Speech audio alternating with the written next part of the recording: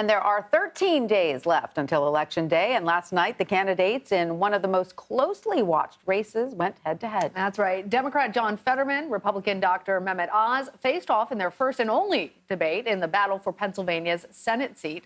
Fetterman's campaign said it raised more than $1 million just during the 3 hours that the candidates were on stage. Fetterman had extra pressure to perform as voters really looked to see how well he has recovered from a stroke earlier in the campaign season. Oz did not bring up Fetterman's health, instead focusing on his opponent's record as lieutenant governor. And let's also talk about the elephant in the room. I had a stroke. He's never let me forget that. And I might miss some words during this debate, mush two words together, but it knocked me down, but I'm going to keep coming back up. Part of the problem is that we have taken away the ability of police to do their job, and that's on John Fetterman. Because John Fetterman has taken such a harsh position against them. He's undermined them at every level. And CBS News congressional correspondent Nikole Killion joins us now. Hi there, Nikole. Great to see you. So CBS News released new polling numbers ahead of this debate, asking voters if Fetterman is healthy enough to serve. 55% of people say yes, but that number dropped by about 4% after he sat down for his first on-camera interview after his stroke.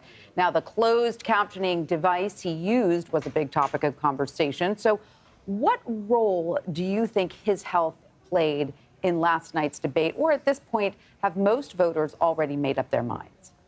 Well, I think in terms of Fetterman, he did try to acknowledge, as you played in that soundbite there, the quote-unquote elephant in the room, that he did suffer from a stroke and that, his speech may not be completely clear during the course of the debate. And so I think, he did preface by saying that. But certainly in terms of some of his responses, it did raise questions about whether or not, there was an issue in terms of his health, or if it was just an instance of policy and not necessarily, giving a full response on issues. For instance, take a listen to what he said on the issue of fracking.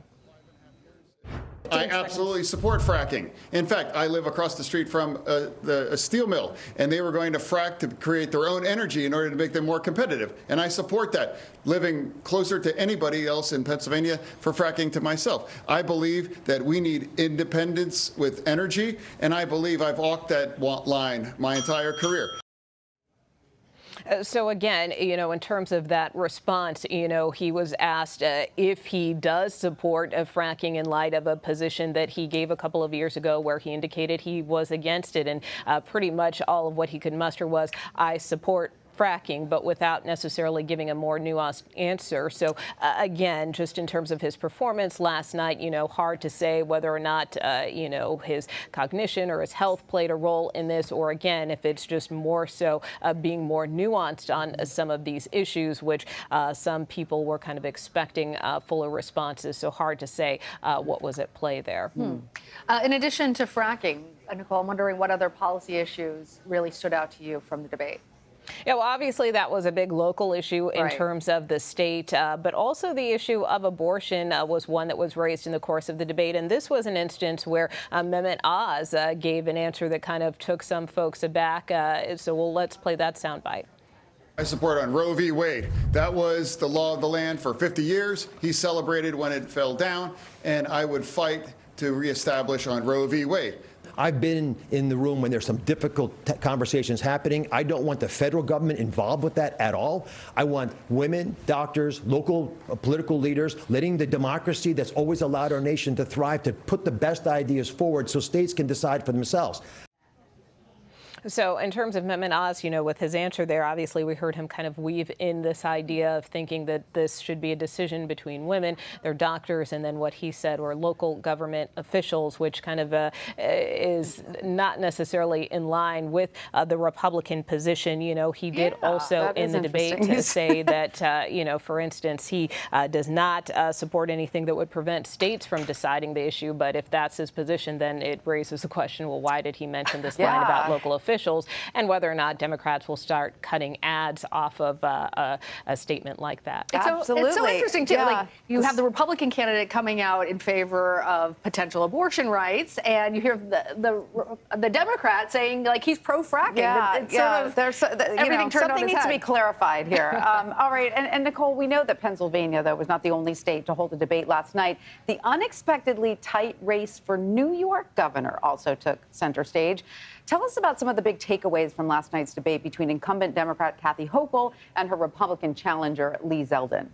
Yeah, so this was another interesting debate, especially considering that we have seen some tightening in that race, which, typically people think of New York as a deeply blue state, but we have seen the Republican challenger in that race, Lee Zeldin, make gains against his opponent, the current governor, Kathy Hochul. Really, a lot of this debate centered on the issue of crime. And also we saw Governor Hochul really try to tie Lee Zeldin to former President Donald Trump in terms of his support. Objecting the certification of the 2020 election, which is something he actually defended, although he would not commit to saying whether or not he would support the former president in 2024. So a lot of back and forth there. Of course, we also had the Michigan gubernatorial debate last night, as well as the Colorado Senate debate. So this is debate season, even if we're just kind of getting one at a time instead of multiple debates, in terms of the candidates that are out there this cycle. Debate season, indeed. Well, the former debater in me actually really enjoys this, but it's exciting. There's so many going on. I can't keep track of all of them. I know, Nikole, you've actually been at some of these debates in various states.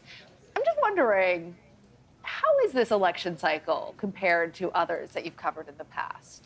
Well, I think there is a troubling trend that we're seeing here, and that many of these debates, we're often saying this is the one and only debate between the candidates. And, in the case, for instance, with John Fetterman and Mehmet Oz, perhaps voters may want to get a second shot at seeing these candidates side by side. And whether, we're talking about Pennsylvania, whether we're talking about a place like Georgia, which I've covered extensively, or Florida, all of these races, in the past, you would see these candidates engage in multiple debates. And now you're lucky if you can just get them to agree to one. So just in terms of making sure voters can make an informed decision, I think raises questions about the process going forward, especially as we approach the presidential cycle. Absolutely. It is sort of a shame that we aren't seeing more debates. Well, you think about the famous Lincoln-Douglas debates. There are a series of 7 of them. And we know that Oz really hit Fetterman on not taking more debates or anything like that. It is often how you see candidates meddle. Although in this case, that is a sort of a unique situation where he has this, I don't want to call it a disability, but it certainly is. He is certainly still recovering, which he's been open about. Exactly. All right. Well, Nikole, thank you so much for that. We appreciate it.